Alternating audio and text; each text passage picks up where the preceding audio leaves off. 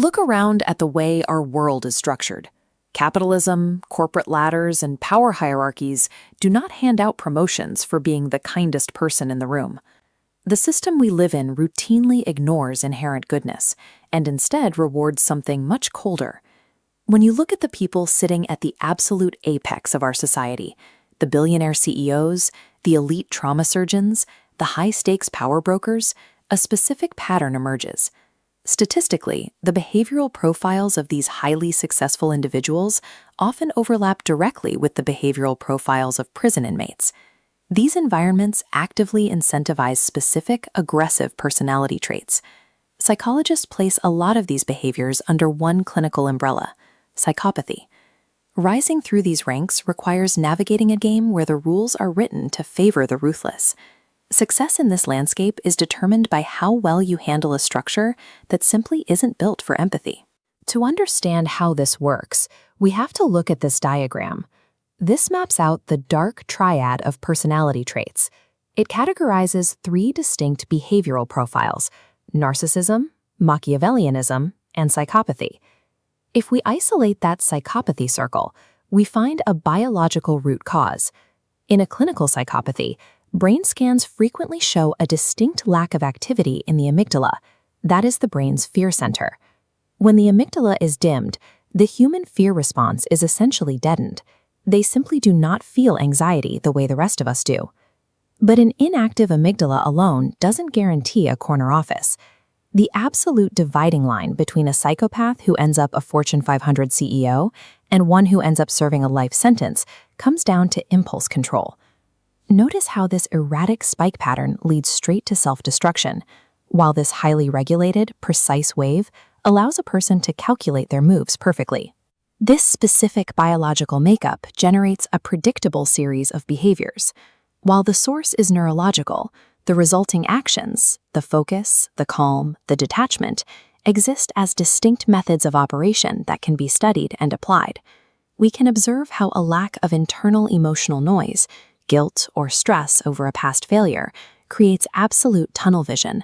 Because the emotional cost of a decision doesn't weigh on them, they lock onto a goal and ignore all peripheral distractions.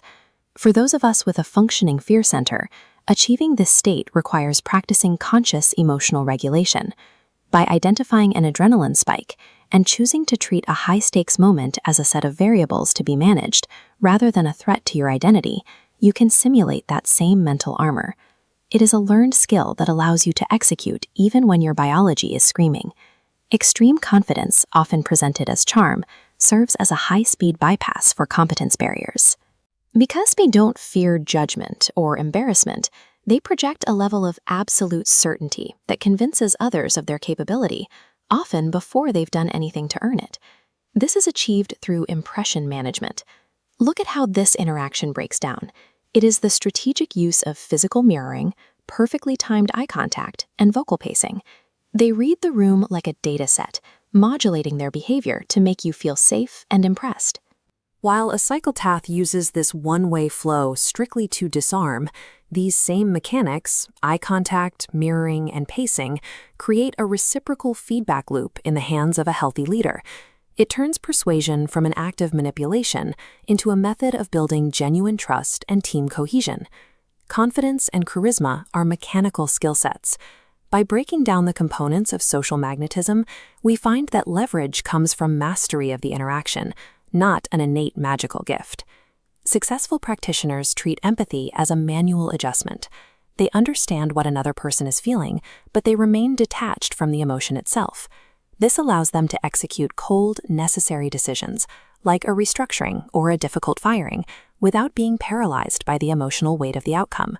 This detachment is what enables rapid risk-taking. While most people freeze because they are pathologically risk-averse, those who can regulate their fear response can pivot instantly. In a fast-moving economy, the speed of your decision often matters more than its initial perfection. However, you have to understand that this biological system comes with an incredibly high, inescapable cost. A true clinical deficit of empathy results in a total absence of deep human connection. It means navigating life in a state of chronic, profound loneliness.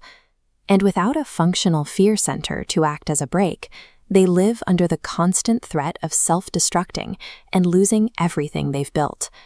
Following this path to its logical conclusion leads straight to social and emotional bankruptcy. We want the precision of the mindset without the bankruptcy of the soul. This leads us to the critical question: can you adopt these high-efficiency traits while keeping your humanity intact? The difference lies in the source of the behavior. A clinical psychopath has a deficit they cannot feel. You have a choice. You can learn to temporarily regulate your empathy when logic is required, without losing your ability to connect when the work is done. To maintain this balance, you need an ethical anchor. This is the light triad. As you can see in this structure, it consists of humanism, faith in humanity, and Kantianism, treating people as the goal itself rather than a means to an end. The ultimate strategy is to build your identity on the light triad, then forge the focus and fearlessness of the dark triad into a protective outer shell. This shell acts as a shield and a sword, allowing you to survive in a competitive world without compromising your internal values. Humanity and efficiency are not opposites. In the modern world, they are the two systems required to move forward without burning out or losing yourself along the way. Once you master these methods of detachment and focus, the fear of judgment loses its power over you. You stop worrying about how you are perceived and start focusing on the exact actions that lead to results. Learning to regulate your emotional response allows you to stop over-apologizing for your ambition. You can be direct, intense, and focused because you understand that your self-worth is separate from the noise of the system. Thriving in an unfair world means learning how to play the game with the same fearlessness as the predator. True success is adopting the armor of the psychopath while keeping your own soul entirely and completely your own.